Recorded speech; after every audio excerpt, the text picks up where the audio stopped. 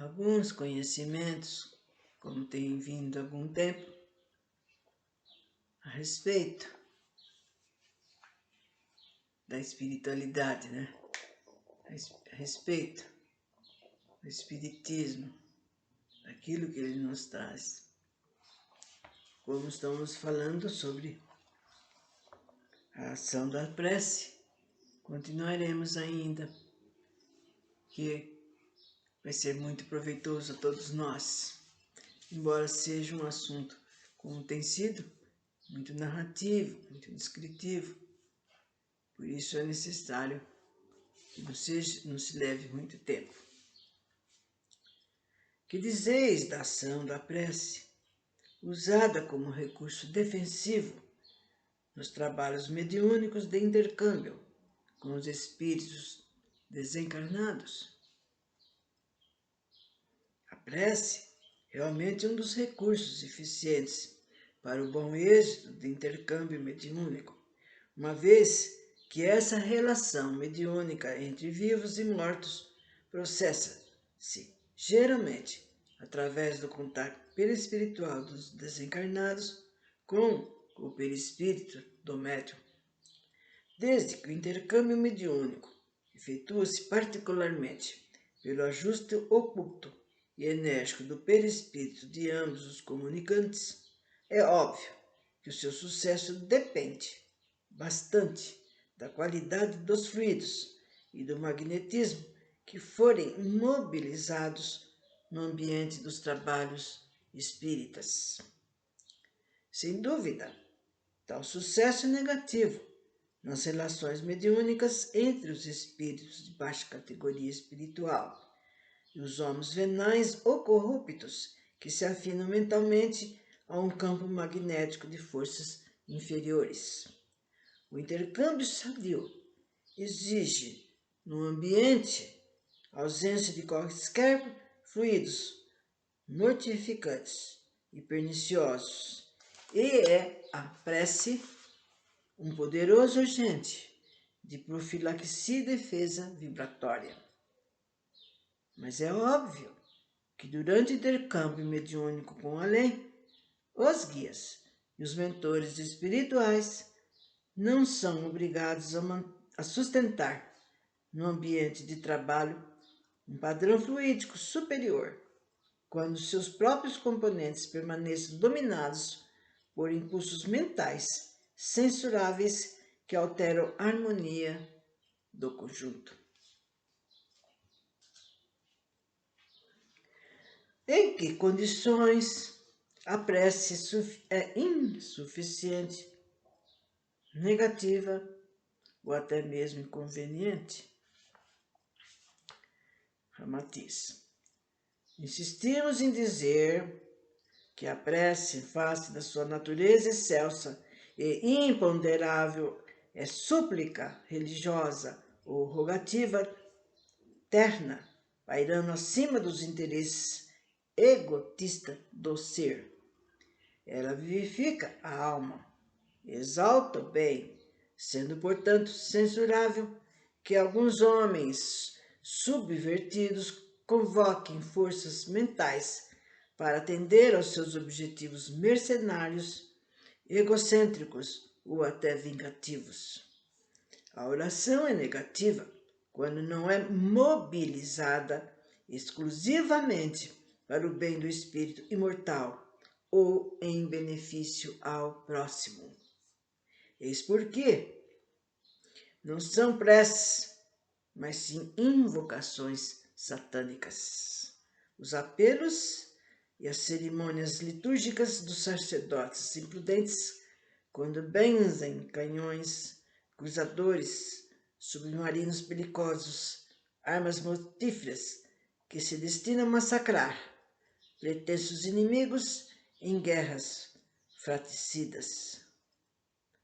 Também não corresponde ao caráter excelso e redentor da prece as rezas, cantochões, ladainhas extensas com que esses infelizes ministros de Deus julgavam burlar a lei do amor, quando, nas fogueiras da Inquisição, queimavam as suas vítimas indefesas.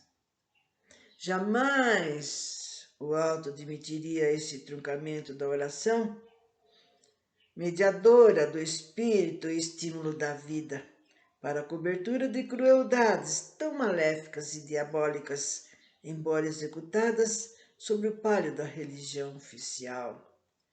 Deus não patrocina a indústria da morte fora da lei normal da evolução e libertação espiritual no prazo justo. Ele não possui inimigos, pois todos são seus filhos e dignos do mesmo amor. Inconveniente também é a oração como rogativa interesseira para melhorar negócios, evitar deveres cotidianos, satisfazer paixões lícitas, desforrar-se do adversário ou conseguir fortuna fácil mediante especulações de negócios escusos. A prece desafoga o ser nas horas circunstanciantes e perturbadoras, renovando-lhe o ânimo pelo energismo superior, consolando-lhe a alma pela certeza de breve libertação dos sofrimentos redentores na carne. Jesus, Francisco de Assis, Dom Bosco, Teresinha de Jesus, Vicente de Paulo e outras criaturas de elevado porte espiritual que sobrepunham a vida eterna à transitoriedade do mundo material, voavam nas asas da prece até as esferas angélicas e comungavam, felizes, com o reino celestial do Senhor.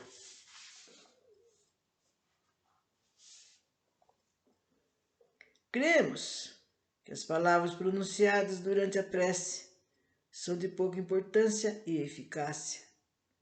Não é assim, Ramatiz? As palavras também que se configuram na mente humana durante a prece, porque lhes cabe a função de expressar as ideias e os variados estados de espírito do homem, embora seus lábios não as pronunciem.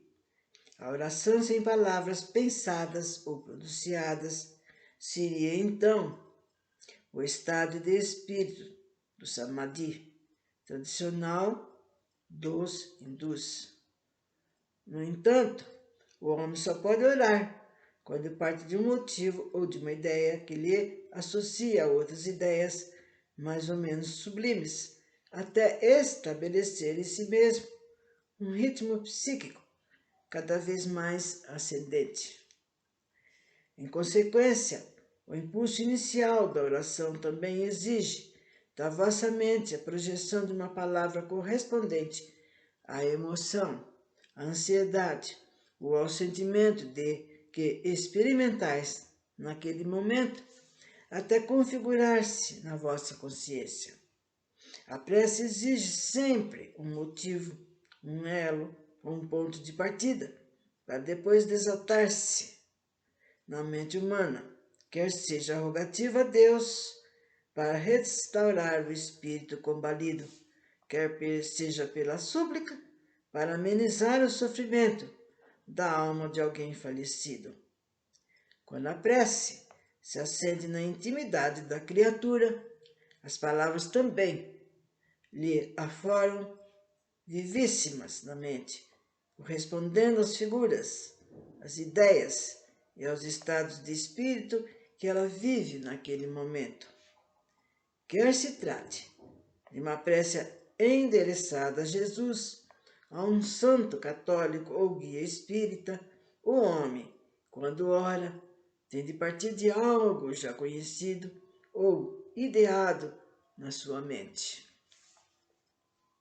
A prece maquinal, o recitativo displicente, ou a ladainha fastidiosa são inócuas, porque lhes falta, no seio das palavras, o sentido espiritual que faz a alma vibrar com a intimidade divina. E as preces dramatizadas, compungidas ou exaltadas também se anulam nessa exteriorização, pois os recursos vulgares do mundo material transitório não possuem a força grandiosa de sublimar o espírito eterno. A pose mental, no ato da prece, é um estado de fuga ou de liberação espiritual, em que a personalidade humana cede em favor da individualidade eterna.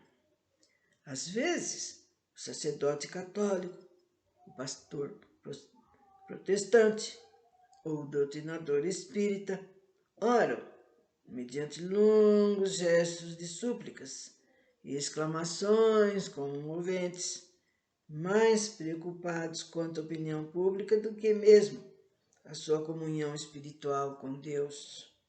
No entanto, um homem simples, analfabeto e destituído dos recursos de oratória, porém, humilde e confiante no seu Criador, pode obter facilmente os favores sublimes do alto, em sua linguagem profana e singela, porque trata-se de uma rogativa sincera, pura e sem interesse pessoal.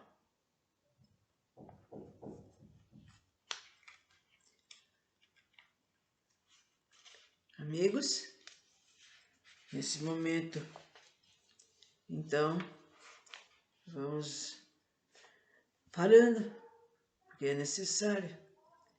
Voltaremos então, ou penso voltar,